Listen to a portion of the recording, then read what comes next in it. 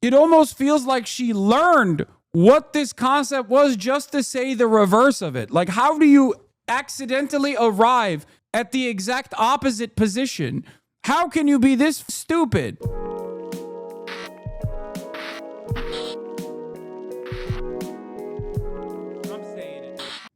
Secretary Noem, the White House Deputy Chief of Staff recently said that the Trump administration is actively looking at suspending habeas corpus. Last week, you were asked about this, and I want to clarify your position because it's obviously really important to get this right. So, Secretary Noem, what is habeas corpus? Well, habeas corpus is a constitutional right that the president has to be able to remove people from this country. I saw this clip this morning, and I could not comprehend how the former governor of an American state, the former governor of South Dakota, the dog killer herself, the dog annihilator, is oblivious to one of the most basic protections that the American Constitution offers. Oh my God, how is this possible?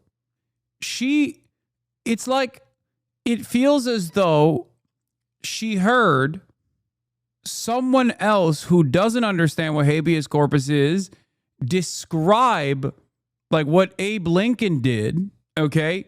And then just picked up the pieces to be like, no, habeas corpus is when the president gets to do whatever he wants. That's what habeas corpus is. I'm not murking, but what that lady said sounded wrong.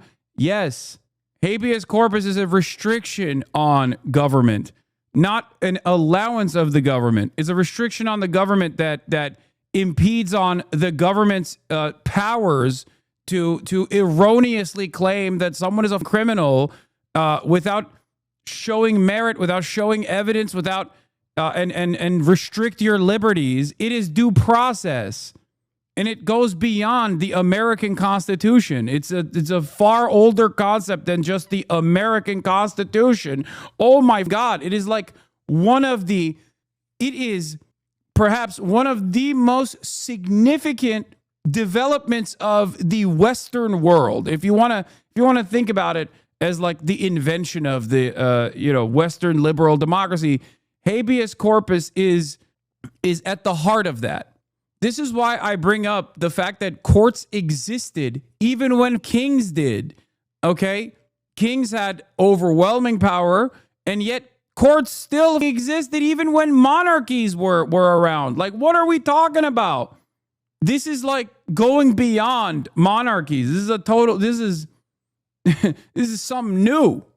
Like, we're not even trying to say, we got to roll time back to when we had monarchs. We're saying we want to roll time back to before we even had courts. Yeah. Here, habeas corpus from medieval Latin, you should have the body, is a legal procedure by which a report can be made to a court alleging the unlawful detention or imprisonment of an individual and requesting that the court order the individual's custodian, usually a prison official, to bring the prisoner to court to determine whether their detention is lawful. Habeas corpus is generally enforced via writ and accordingly referred to as a writ of habeas corpus. It is a summons with a force of a court order. It is addressed to the custodian, such as a jailer, and demands that a prisoner be brought before the court. It is one of the most important aspects of due process, and ironically enough, it is the exact opposite of what she suggests it actually is. It is literally the opposite of what she is saying. It almost feels like she learned what this concept was just to say the reverse of it. Like, how do you accidentally arrive at the exact opposite position? How can you be this stupid? Suspend their right let me stop you, ma'am. Habeas corpus, excuse me, that's incorrect. President Lincoln used it. President Lincoln used it. No. This is why I'm saying, like, she heard someone else.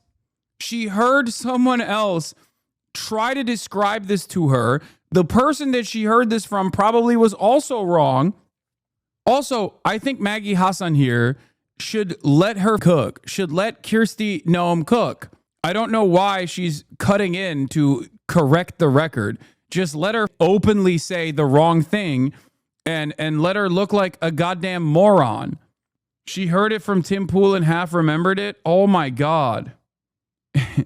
Yeah, she means Abraham Lincoln used habeas corpus is wrong.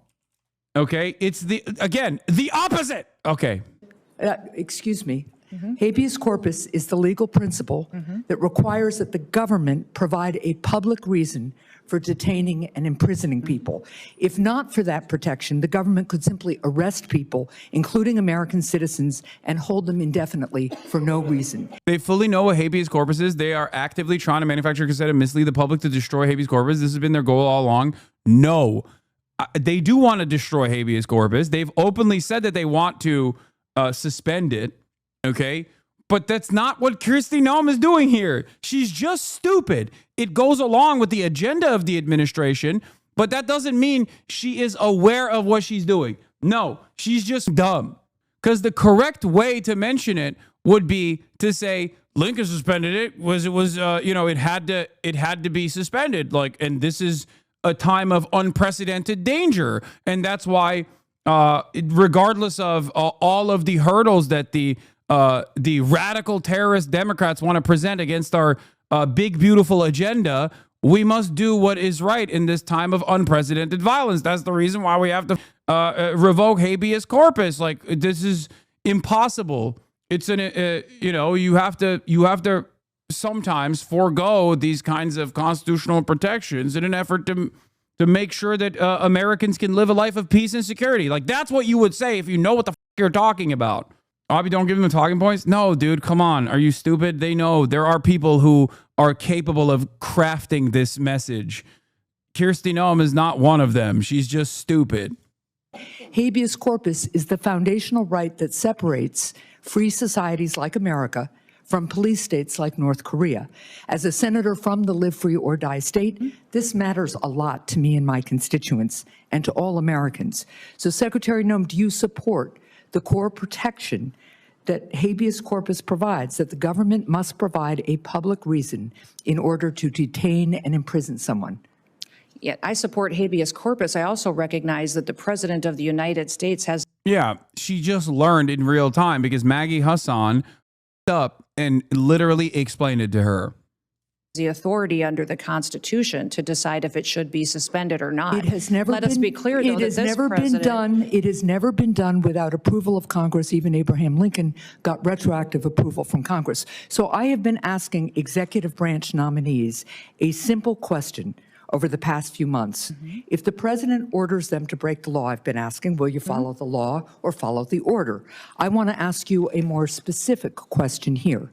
If the president tries to suspend habeas corpus and a federal court reverses the president's order, will you comply with the court order and uphold habeas corpus, or will you follow the president's directive? We are following all federal court orders and are complying with that, as is the president, and every decision that I make as well. That is obviously not true for anybody who reads the news. There are federal court orders right now, including returning somebody who was deported mistakenly. But to be clear, this is about a fundamental legal right that ensures that we live in a free society instead of a police state that would have a sham legal system like Russia or North Korea. So I'm glad that you have now committed to following court orders. I'm glad you believe in the basic freedom for Americans if ordered to do so by a court.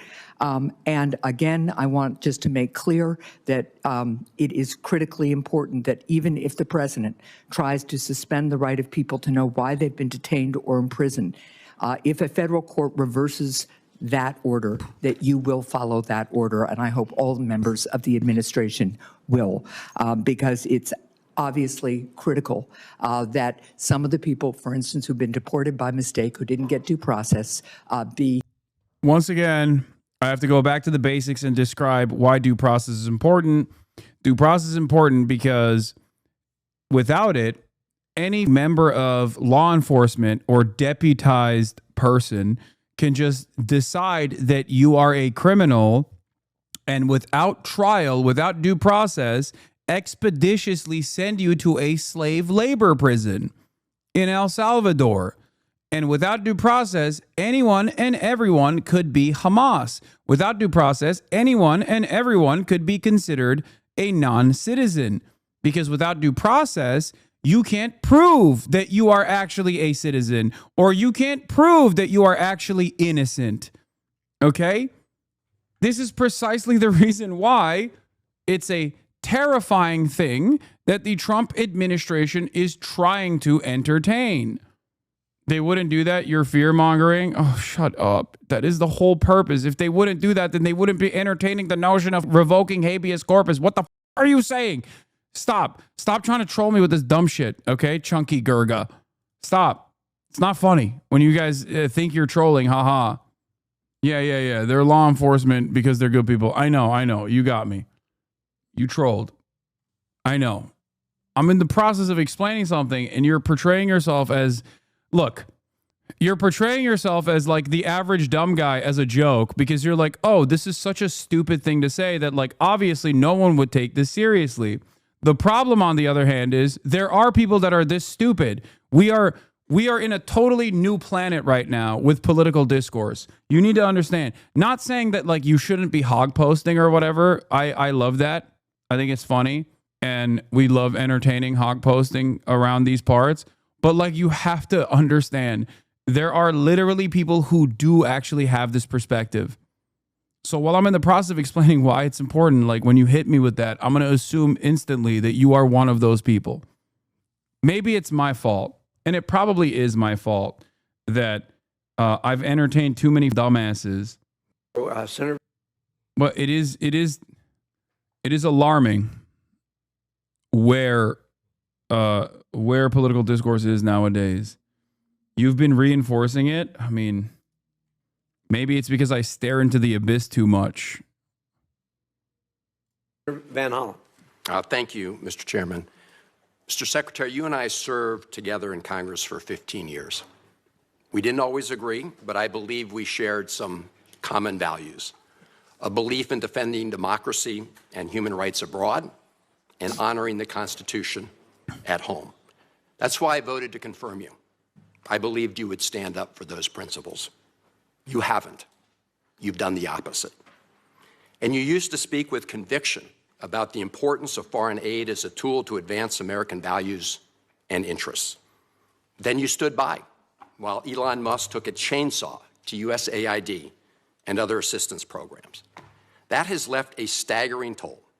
Broken trust with countries, openings for China and other adversaries, and countless preventable deaths of children and others. Take Sudan, for example. The freezing of U.S. humanitarian assistance forced the closure of nearly 80% of the emergency food kitchens there. 2 million famine-affected people were left without access to food. People died because of those actions. Mothers, fathers, and children.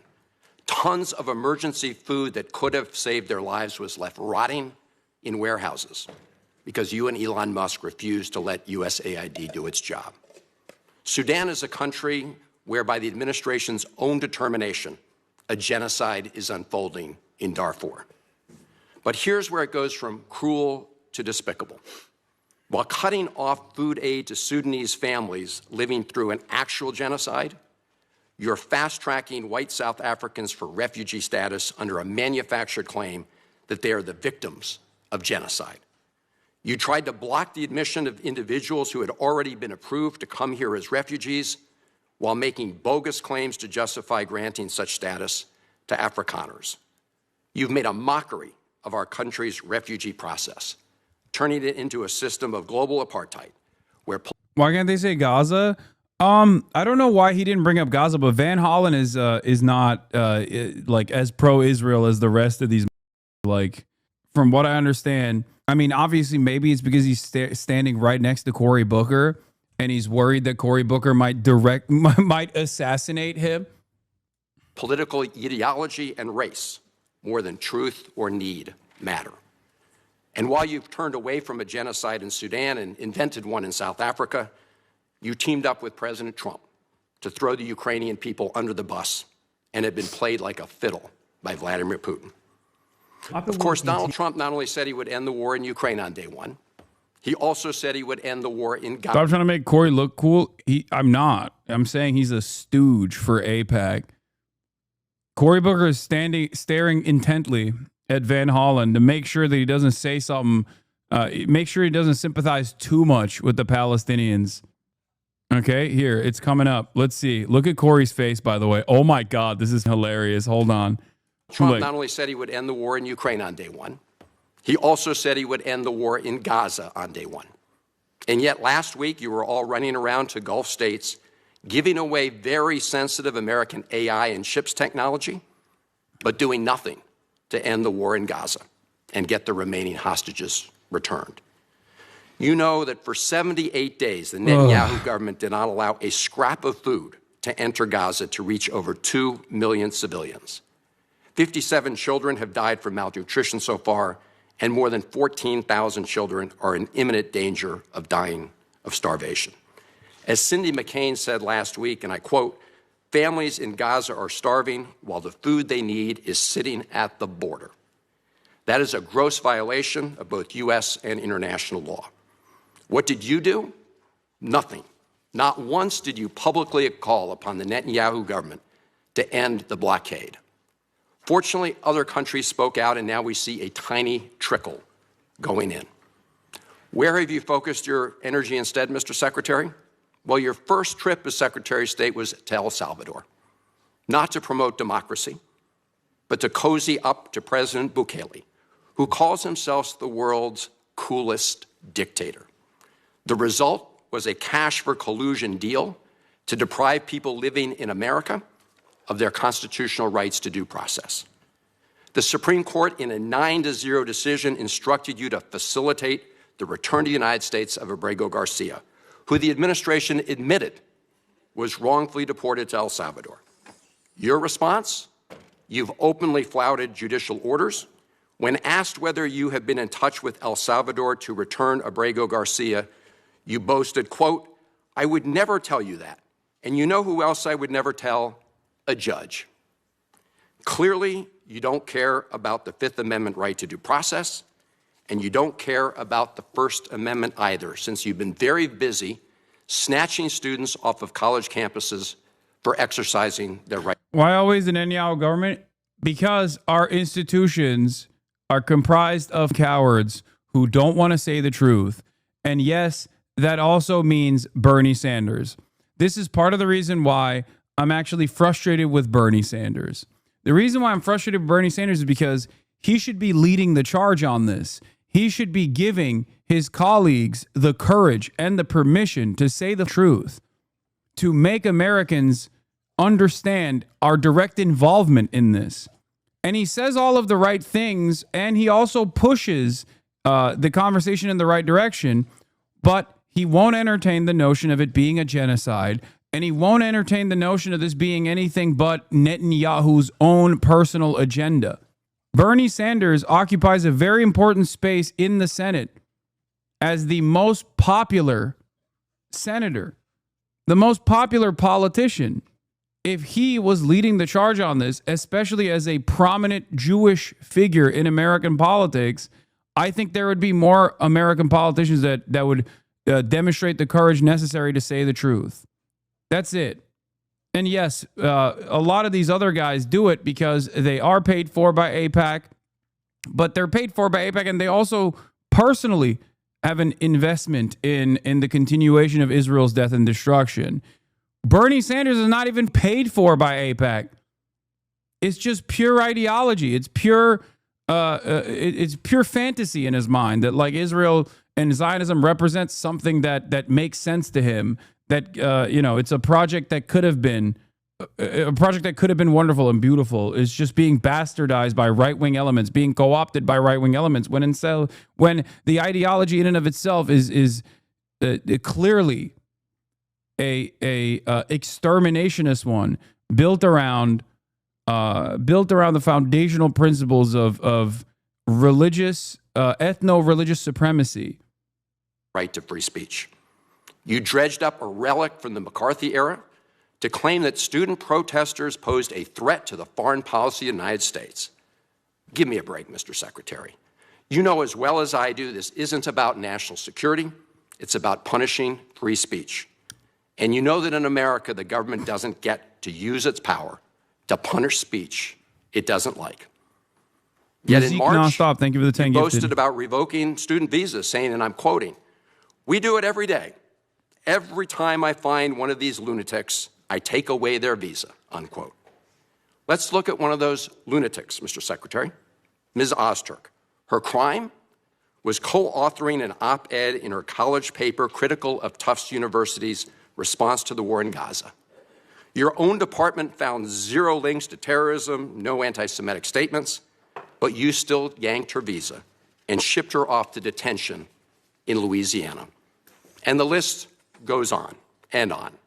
The federal judge in the case of Mohsen Madawi, who is the Columbia student who was ambushed by federal agents at his citizenship appointment, said, and I quote, this is the judge, "Legal residents not charged with crimes or misconduct are being arrested and threatened with deportation for stating their views on the political issues of the day. Our nation has seen times like this before, especially during the Red Scare and Palmer raids. Like the McCarthy-era witch hunts of the 1950s, your campaign of fear and repression is eating away at foundational values of our democracy. Back then, it took one voice, Attorney Joseph Welch, to cut through the hysteria with the simple question that marked the beginning of the end of that shameful era. He asked Senator McCarthy, have you no sense of decency?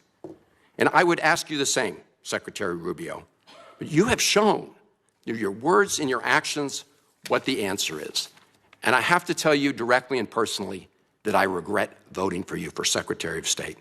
I yield back. May I respond? You may sit. Well, first of all, your regret for voting for me confirms I'm doing a good job, based on what I know. Well, that's just your a record and flippant what you statement, stand Mr. for. Secretary. Can I respond? I mean, it's a flippant statement, yes, but it quite literally is the underlying value of right-wing politics is that, oh, I'm triggering the libs, so I must be on the right side. This is how this works. When you don't have like a discernible worldview or any sort of interest in world building, any sort of future that you want to show, that you want to work towards, your entire worldview revolves around being at contest with those who do have something. I've triggered you, so I must be doing a good job then. Yeah. The things that Van Hollen brings up in his speech aren't necessarily just like, Marco Rubio, you are a bad guy and you're triggering me. He's saying you have betrayed principles that you claimed you cared for. You have shown yourself to be a hollowed out human being, which, by the way, for someone like myself, obviously we already knew that. I don't trust Marco Rubio. I never trusted Marco Rubio. This was expected of him, right? But like as a senator, this is senator versus senator statements. Like he's not saying you triggered me. He's saying you have betrayed all of the principles that you claimed to represent when we voted for you. They should not have voted for him, for the record, including Bernie Sanders. 99-0. Don't forget, 99-0 is how this man was appointed to Secretary of State. Mr. Chairman? You may. I didn't ask Senator, question. please. If I can see it, and I'm not a senator that's spent 40 years in Congress, how did Bernie Sanders not recognize that this would come back and explode in his face? He just was like, oh yeah, he's a war hawk. He'll do the right thing. He'll push for the American agenda, and that's the best we're gonna get. Instead of some, God forbid, weird guy who might every now and then shift American foreign policy in a direction that might not favor our military-industrial complex. Like, none of it makes sense. You look indecent when you vote for a war hawk like this. You had no reason to vote for a war hawk like this. It's stupid. Please let the Secretary I'd have be the floor. happy to, but then I can respond to his. Your time's up, Senator, and willfully used, I might add. Well- Your remarks do not represent the view of this committee. Well, Mr. Chairman- Secretary, please. Well, I'd like to. I can't respond to everything he said because much of these are untrue, but I'll go through a few. First of all, I'm actually very proud of the work we've done with USAID. For example, I don't regret cutting $10 million for male circumcisions in Mozambique. I don't know how that makes us stronger and more prosperous as a nation. I raised don't regret Sudan, Mr. psychosocial support services. I raised USAID. Sudan, Mr. Secretary. Can I respond, Mr. Chairman, or do I? Senator, I'd ask you to suspend. You had 7 straight minutes of I chose to railing on- use my time that way, Mr. Chairman. That's my right to Please use my suspend time that way. Musique nonstop. Thank you for 25. Get the subs. Secretary Rubio. Well, I can go on. I mean, there's other things here. We spent $227,000 for Big Cat's YouTube channel from USAID. We spent $14. The fuck is Big Cat's YouTube channel? Wait, what? Dude, what the? Oh, is it Big Cat's Rescue? Is that what it is? Or is it Big Cat is a Barstool guy? No, dude, it wasn't Big Cat from Barstool that got $250,000 from USAID. Wait, is this it? No shot. This is 100 and... Oh my God. Wait, what? Ain't no way. No, this has got to be an opportunist who slapped on this after the fact. The USAID thing on the banner after the fact. No. They're trolling. They must be. Oh my God, I don't think they're trolling. They have all these PSAs in different languages. Oh my God. Big Cats, Big Opportunities, natural security. From natural security to national security. Big Cat Rescue, known for its advocacy and sanctuary for big cats, has a long-standing relationship with USAID from their website. Oh my God. Oh.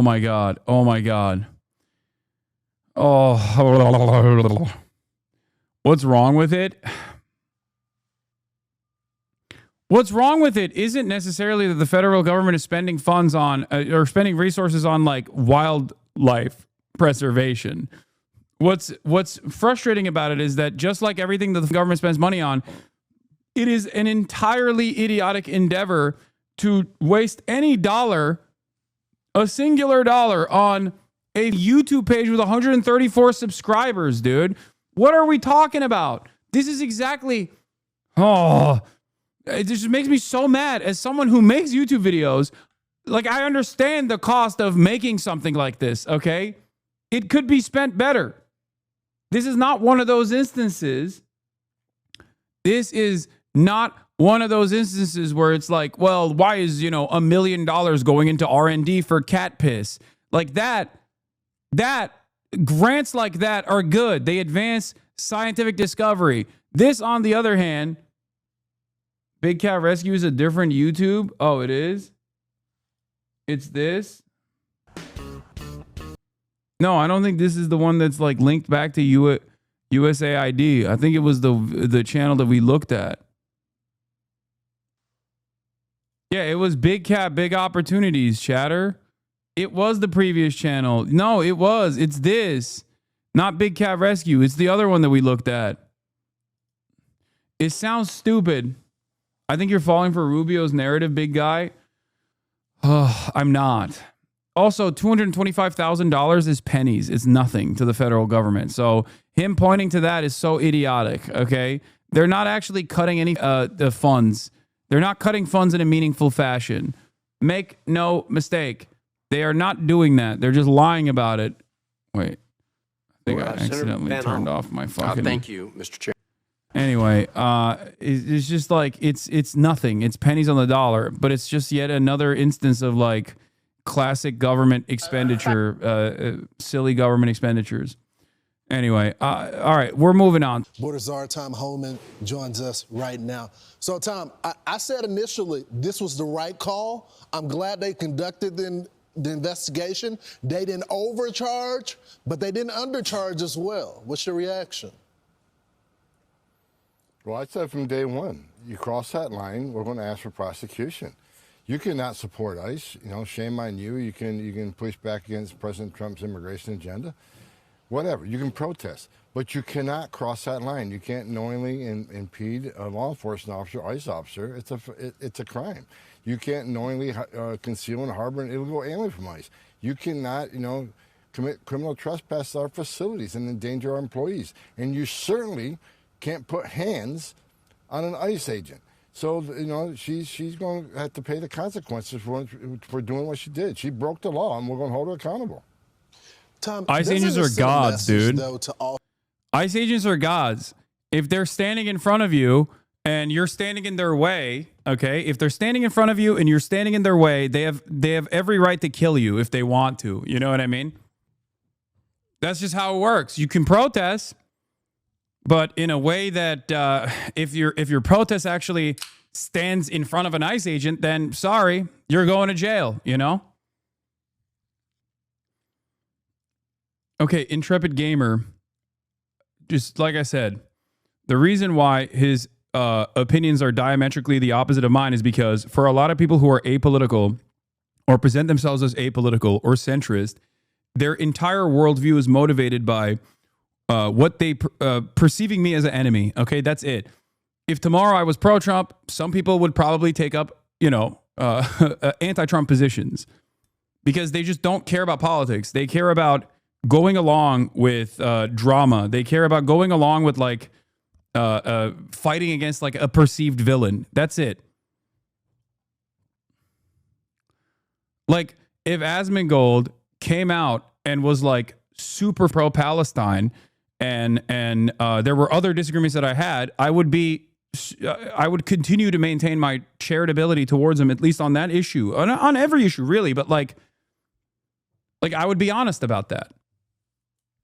There are people who I don't like who, for good reason, there are people who I don't like. There are people who I don't agree with that for honest and decent reasons are anti-Israel. Okay.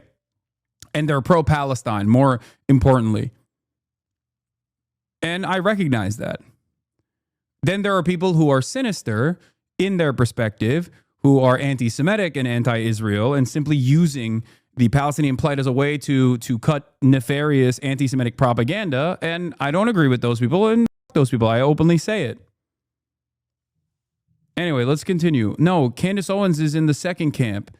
Tucker Carlson is in the second camp. These are nationalists themselves. These are fascists themselves. They demonstrate fascist ideology.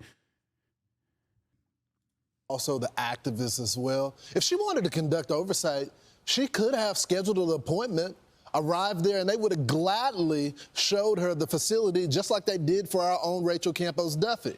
But she showed up with a mob and they assaulted the cops. Exactly. This is politics. This is politics over public safety, politics over common sense. I mean, that facility is one of the... Out of genuine curiosity, who do you think has valid opinions on Palestine, but you nevertheless don't like / disagree with? Vosh, Glenn Greenwald, Dave Smith, half of the Republican Party that is, not the Republican politicians, but at least like Republican voters that are anti-baby murder. Drake. Vosh does not agree with me. I know. He also has like some weird ass take on how he thinks that Israel is bad and wrong, but also no one should resist against Israel, especially if they're resisting against Israel, but in a Muslim fashion. Yeah, Drake was one of the first major, I was just talking about this today. Drake was one of the first major artists to sign a ceasefire in Gaza proposal, openly putting his name out there. He was one of the first major artists, super early on. Anyway, yeah, there's some very cool breaking news here. Spain's Congress of Deputies has just approved an arms embargo against the state of Israel. Cool things are happening.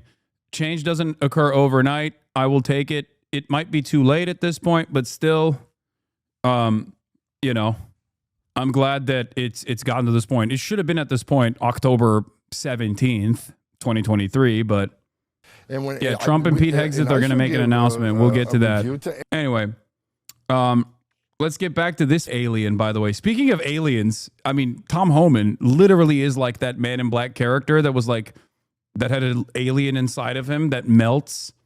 You know what I mean? The alien that was like operating him. That's unironically what he looks like. Like, we are doing everything we can to deport aliens. That's what we do. Deporting aliens is what we do. I'm not an alien. Please do not say I'm an alien. I'm not. Why would anybody entertain that? Facility, come on and look. We have the highest detention standards in the industry. That facility puts to shame any other facility in the state of New Jersey, any state or local facility. This facility puts it in shame because of the detention standards are so high. Anybody that looks at any of our facilities will say, well, that was a waste of time because these detention facilities are actually really well built, really well maintained. Detention standards are highest in the industry. So come on and look at it. But you can't break into the facility. You can't. Why does Hasan hate everyone? That's he's so divisive. Hey, look, I'm not banned for no reason. Let's see how fast I can get it again. I mean, I'm not going to ban you. Have fun with it, Chad. Force you away in the facility. And again, you can't put hands on an ICE employee. We're not going to tolerate it. Tom, let's talk about these self-deportation flights. I think the first one arrived yesterday. Sugar. You guys are going to... Tell me that's not Tom Homan, bro. In water. Oh. Got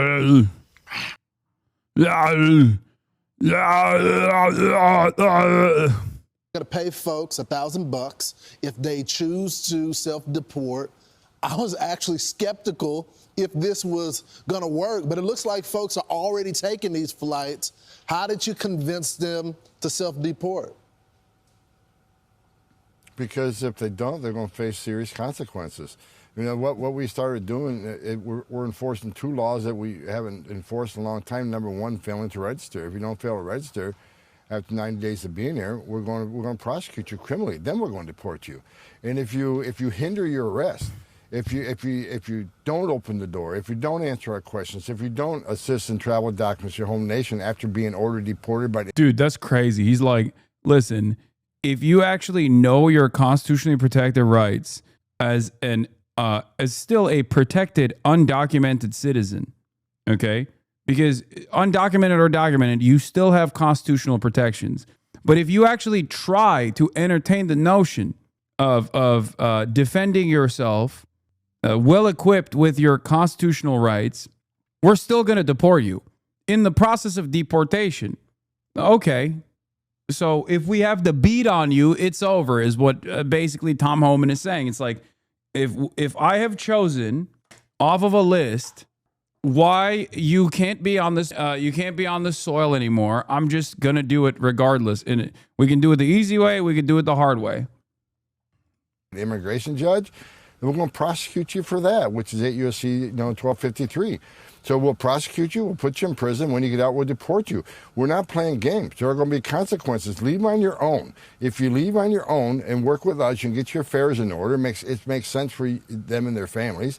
And leave yourself an opportunity to come back to this country as a visitor or as a student, or if you have a U.S. citizen child, they can petition for you as a parent of a U.S. citizen. There are other avenues to come to this country the right way. But if we have to formally deport you, we got to go find you, and we got to put you on a plane and formally deport you. There are consequences. There are bars from 5 years to 20 years. You can't come back. Some of the bars are forever. So leave on your own and give yourself some opportunity in the future to be part of the greatest country on earth. Tom, I only got about 30 seconds. I just got to get your reaction to the former VP candidate, Tim Walz, going after ICE, saying all of these words, accusing them of... Like, dude, you are restoring the Fourth Reich. You are one of the soldiers, one of the major generals of the modern day Adolf Hitler regime. And you're going to talk about the comparisons being sad. I can't stand when right-wingers who literally are screaming bloody murder and pushing for some of the most violent deportation policies upon a population that does not deserve this kind of criminal enforcement, a population that instead deserves amnesty, turning around and complaining about how mean people are to them. Essentially of being Nazis as well. What's your reaction? You used to run ICE. It's disgusting. Every man and woman in ICE straps a gun to their hip every day and wear a Kevlar vest to arrest the worst of the worst. Look at the numbers. ICE is almost arrested. Yeah, Guatemalan moms. The worst of the worst. Who's the worst of the worst? Random people that have lived here for like 10 years who have never done a crime. arrested about 80. Yeah, you don't understand. The worst of the worst, like Turkish American Fulbright scholars trying to get their PhD. The other side of the story that I think is very strange is that Donald Trump, with his immigration enforcement actions, is directly undermining the brain drain that has kept America's technological prowess competitive at the global stage. Doing this, especially at a time when China has become a competitor that is slated to overtake the United States of America on development and has already become an industry leader in certain areas like artificial intelligence and solar panels and things like that, like the next step in energy. It is alarming that Donald Trump is also saying, like, no, we are going to be barbaric. Like, we are purposely going to make ourselves dumber. Going after doctors, teachers, going after people in higher education because they have not done a loyalty pledge to Israel is so strange at a time when you are looking at the global competition in research and development and recognizing that a big part of the reason why you want to fight against China is because you're worried about their domination in research and development. The reason as to why America's been such a dominant force on the planet also comes from the brain drain. Like, that's part of the reason. The best and the brightest used to come here. They used to fly out here and get educated in American colleges. Luckily, they would get a much better education leading up to the college education that they get here from their own countries, because that part America is not so great at. Okay, there is a major class disparity here for what kind of education you get K through 12 here in the United States of America, whereas in these other countries, they do get a significantly better version of K through 12 education, and then they would come to the United States of America demonstrating excellence in their field, and America would benefit tremendously from their academic prowess. Now they're deporting like doctors and PhD candidates and shit over parking tickets or over not saying 10 Am Israel highs every morning. 2,000 people in the United States, taking them off the streets, including his state. We've taken very dangerous people off the streets of his state, made his state safer. While he's sleeping at 3 o'clock this morning, there's ICE agents out there arresting public safety threats and national security threats in his state. You ought to be thanking ICE and not vilifying them. Great time, Holman. Thanks, brother. Hey, good morning. Yeah, we were out there the day that the Newark mayor got arrested. Things got pretty chaotic, and it wasn't as chaotic, though, according to investigators, you guys, as a few minutes before that arrest happened, after they say Representative LaMonica McIver was pushing and shoving ICE agents. Now the Congresswoman is looking at federal charges here, serious felony charges that we're told, after all this happened. Watch. Okay, so that's LaMonica McIver right there. You can see her on your screen for people watching at home saying, who is this lady? She's right there. She's shoving and elbowing an ICE agent, according to prosecutors. The video released by DHS is just one of many pieces of evidence, I'm told, that interim U.S. Attorney Alita Habba tells Fox led to several felony charges of assaulting, impeding, or interfering with law enforcement. Habba posted this on I don't even know the exact details of this event that unfolded or like how it got to this chaotic situation. But on principle, I think trying to fucking arrest congresspersons of the opposing political party for being at a demonstration is ridiculous. It is a escalation, certainly. It's the type of escalation that Republicans actually fantasized about happening to them and their politicians under the Biden administration. This is also part of the reason why the Department of Homeland Security admitted to my detention and subsequent release, while simultaneously claiming that the lying for likes was done on what? Lying for likes was done on the basis of my targeting being political. They are worried, on the one hand, of looking as though they are targeting political dissidents. They're still worried about that because that right there is something that the Republican base does not support either. Some do, certainly. The Asmongoldиans will probably fucking say, nah, this is base, this is good. Just don't do the crime if you can't do the time. All that shit. But there are plenty of Republicans who, on principle, don't appreciate having their political enemies being targeted because they worry that was a major concern from them for years and years and years, being targeted on the basis of their politics. Now, I'm not being hopeful when I say this. I'm not being naive when I say this. Make no mistake, there are still, of course, plenty of Republicans who are purely driven by spite and want this kind of fascist enforcement against political dissidents. They love it, and they not only entertain it, but they support it, and they push for it. Okay, this is everything that they wanted. But there are a lot of normies out there. There are a lot of normies out there who will look to this, who will look to this kind of enforcement becoming more commonplace and not appreciate it. I'm telling you, because if that wasn't the case, then ICE would not say, the Department of Homeland Security would not have released a statement saying that I was lying about my detention happening because of my position as a political dissident. What the administration chooses to deny is just as important as what the administration chooses to omit and what the administration chooses to recognize as the truth. When you look at that statement, the very fact that they came out and denied instantly that I was targeted on the basis of my political identity, that means that they're still worried about it at this stage. They might not be tomorrow, but at this stage, they're still worried about looking like they are engaging in political posturing like this.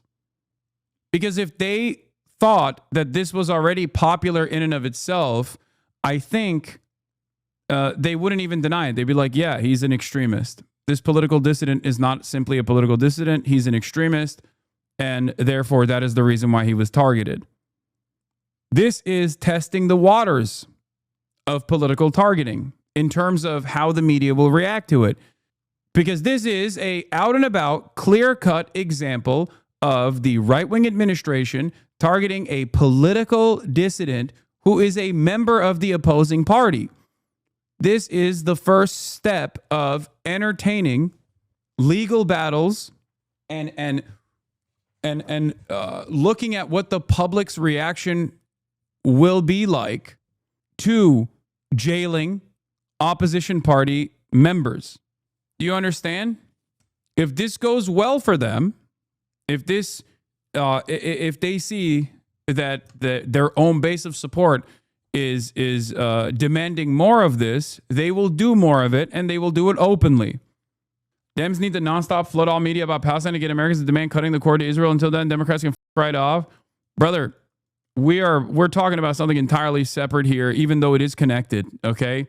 Like, even Israel in and of itself is not actually about Israel. Even the targeting that people engage with, even the targeting that people withstand on the basis of like not being sufficiently pro-Israel is actually not about Israel at all in the eyes of the Republican Party. They're just using that as a talking point to undermine the First Amendment. They're using that as a talking point and burying it under immigration enforcement because that's their most popular, up until this moment, that's their most popular mechanism of enforcement, one that is actually under the control of the executive authority. They're using that to erode constitutional protections and civil liberties. It's not going to stay just at the fake anti-Semitism smears that they slap on the people and as they actively try to criminalize people who are supposed to be protected by the First Amendment. It will move to other shit. It will inevitably move to other things. Anti-Christian bias is another area that they can start discussing. Saying that the Congresswoman violated Title 18. It all started earlier this month when 3 Democratic Congress members from New Jersey thought, hey, today looks like a good day to go to this ICE facility to do some oversight. So it was Robert Menendez Jr., LaMonica MacGyver, and Bonnie Watson Coleman. They showed up to this facility in Newark, said they wanted a tour. They waited, but DHS says they then just pushed their way past the gates of an ICE detention facility without permission, and it led to chaos. Newark Mayor Ross Baraka was actually arrested that day. Now his case has been dropped. They were only misdemeanor charges, so they wanted to go after the bigger case, we're told. Investigators tell me MacGyver blocked police from putting handcuffs on Newark Mayor Ross Baraka, so agents had to wait to arrest him for trespass outside. So that's why it happened a short time later. Despite all this video evidence, MacGyver said she didn't do anything wrong. She says the charges are purely political, saying in part it's meant to criminalize and deter oversight. This is what she said last week. Listen.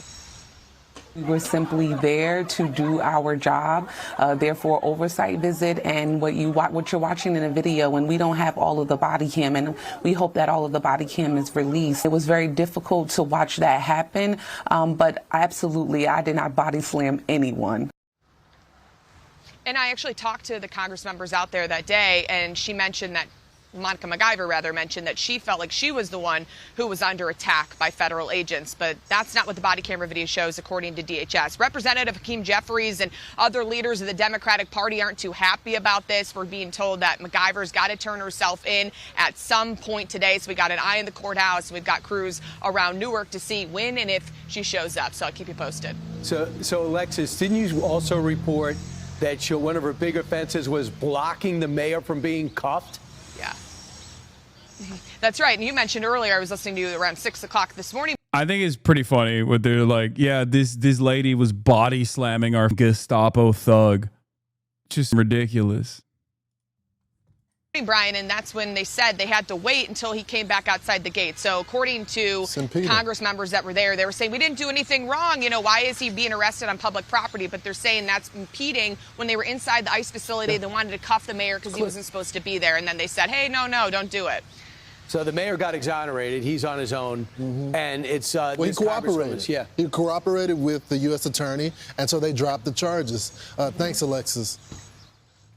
Ainsley, all of these people are looking for a moment, though. You know, they really are, and a peaceful protest is fine. But what we saw there, the Democrats need to do this more, by the way. Like, they need to do this more. They need to fuck shit up more. Like, it's crazy. Like, they need to do more civil disobedience. They need to put themselves out there more frequently. Like, the reality of the matter is the only power we have comes from the numbers that we have. That's it. That's it. That's the only power we have at the end of the day is discontent and showing discontent. Bad Empanada radicalize you? Oh my God. Look, man, I like Bad Empanada's YouTube videos, but you've been in here for 25 months as a subscriber. Please. I think you've heard me say these things a million times over. Like, what is happening, dude? There is a reason why we didn't end up debating, but agreeing. It's because nothing he presented was actually something that I disagreed with. did see her with her arm. She should have pushed them. Her elbow and then her arm and pushing through the cops, doing that to them. The same thing would happen to any one of us. It's not political. If you're pushing a cop, then you're going to get arrested or you're going to have charges. There's going to be some sort of a punishment. These guys put on their vests and their badges, like Tom Homan said earlier. They risk their lives to keep our community safe, and you can't treat them that way. Here's Tom Homan. From day one, you cross that line, we're going to ask. January 6th is a peaceful tickle party. And this, on the other hand, is the most violent act of terrorism anyone's ever experienced. Hasan Reactions is one of the best ones in the React channel.